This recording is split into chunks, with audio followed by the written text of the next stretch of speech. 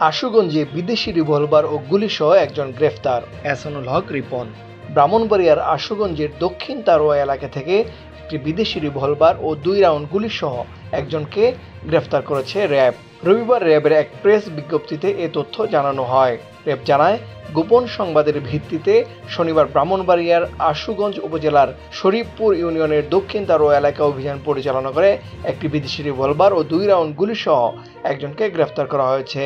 গ্রেফতারকৃত আসামি ইমান উদ্দিন ব্রাহ্মণবাড়িয়ার আশুগঞ্জ উপজেলার দক্ষিণ তারোয়া এলাকার হাবিবুর রহমানের ছেলে।